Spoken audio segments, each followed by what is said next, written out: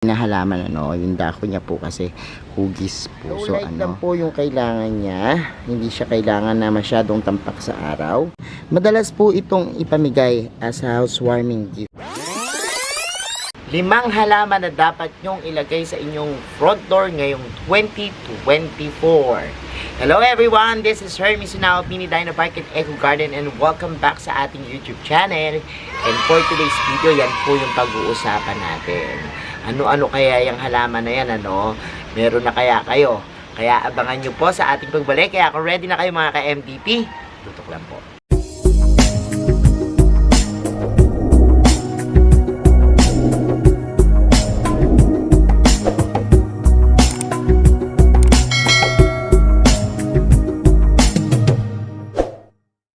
And we're back mga ka-MDP, at ngayon nga po pag-usapan natin yung 5 halaman na dapat nyong ilagay sa inyong front door ngayong 2024. Dahil ngayong 2024 ay Year of the Wood Dragon, at nililink po ito sa 3 aspeto, Dapat yung tandaan yung 3 C, Creativity, Charm, and Confidence, Yan 3 na yan, talaga pong kumakatawan at sumisimbolo sa Year of the Wood Dragon.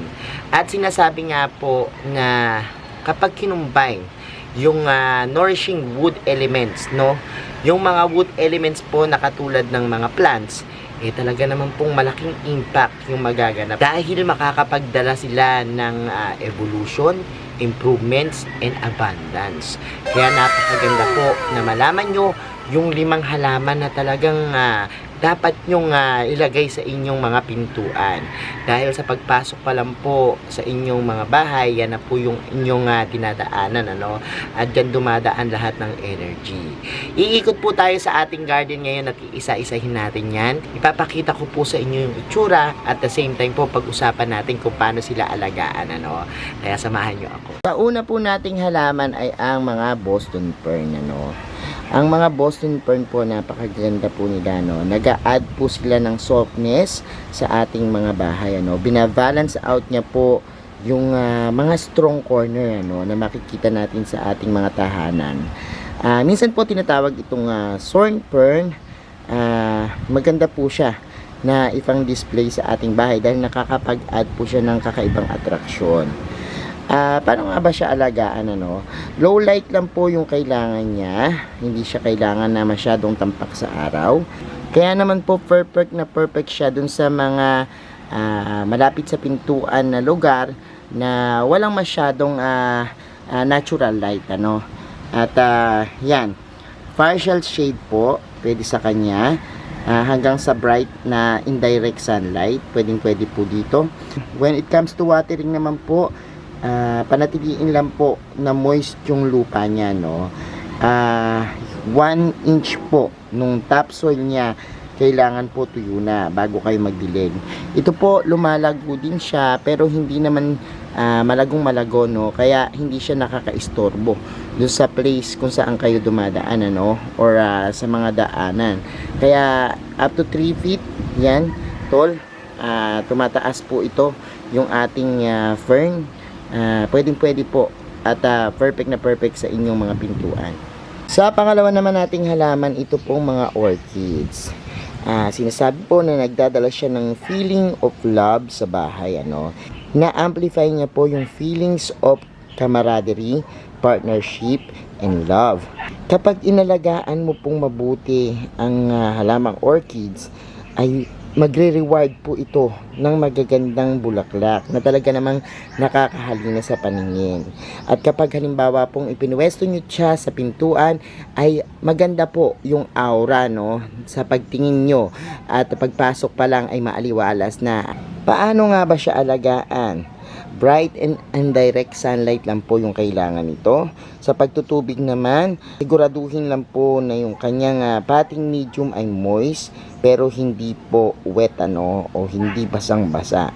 Ito po, tumataas din siya ng 3 feet tall, at hindi rin siya masyadong nakakaistorbo, kapag halimbawang ilalagay mo siya sa inyong pintuan.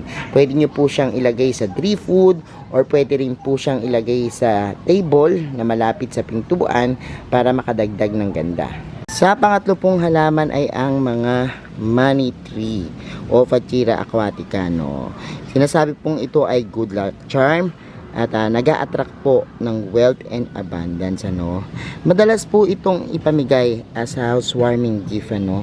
At dahil po binabalansin nito yung energy sa ating bahay. Maganda rin pong ipang display yung mga braided nito, ng mga braided trunks.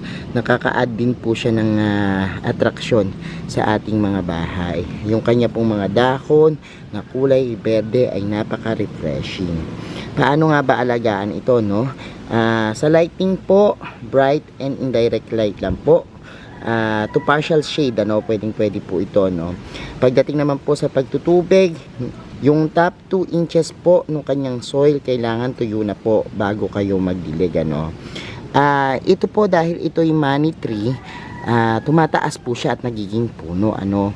Pero it takes time naman po bago mangyari yan. At kapag halimbawa naman pong hindi masyadong sanga-sanga yung inyong money tree, maganda po siyang ipang display at hindi nakakahambalang, ano, sa daan. Kaya naman po perfect na perfect din po ito sa inyong mga pintuan. Sa pang-apat naman po nating halaman itong Monstera deliciosa. Kilala po sa pagkakaroon ng mga butas-butas na dahon, ano, na talaga namang kakaibang halaman kapag titingnan.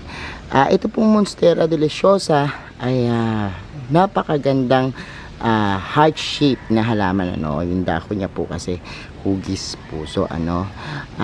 Sinasabi po na maganda siya as inviting more love and kindness sa ating buhay, ano. Yan po yung simbolismo niyan. Mabilis din pong mapalaki. Ito nga pong aking Monstera dito ay ubod ng laki, no. At talagang kita nyo, nagiging giant yan sa paglipas ng panahon. From leaf na konti pa lang po yung mga penetrations at butas, ngayon po siya ay complete na matured na plants na, no. Maganda po siya ilagay sa pole, ano, at alagaan lang po ng trim para hindi naman po lumawak, ano, at hindi makaistorbo. Kung ilalagay po sa pintuan, maganda po siya na attraction at sa mga guest po, maganda na makita kagad yung authentic na kagandahan ng halaman, ano, dahil nagdadagdag din po ito ng magandang pakiramdam. And paano nga ba siya alagaan? When it comes to lightning, medium bright na indirect sunlight, pwede po dyan. Sa pagtutubig naman po, allow muna po natin, ano, na matuyo yung lupa bago po tayo magdilig. Make sure na tuyong-tuyo po yan para ma-avoid po yung root rot. Ito po, lumalaki siya ng 10 to 15 na feet, ano, kapag talagang maganda yung pag-aalaga mo. Pero lumalawak din po siya ng 8 feet, no. Kaya sabi ko nga sa inyo, kung gusto nyo po na ilagay at i-display malapit sa pintuan, make sure lang po na natitrim at alagaan nyo pong mabuti, no. Napapagapang sa pool para po magandang tingnan. Meron naman pong ilan kasi na kapag maliit lang po siya, yun po, ano, pwedeng ipasuni lang po siya diretso at hindi pa po yan humahaba, ano, hindi pa nagtitrail. Magandang houseplant din po yan kapag ganyan, ano. At sa panghuling-huli nating halaman, ito pong snake plants, ano. Isa po siya sa mga paboritong feng shui plants, ano, dahil pinopromote niya po yung magandang simbolismo. Isa pa po, madali siyang alagaan. Ideal po ito sa mga narrow entry kasi po yung kanyang pagtubo ay upwards, ano.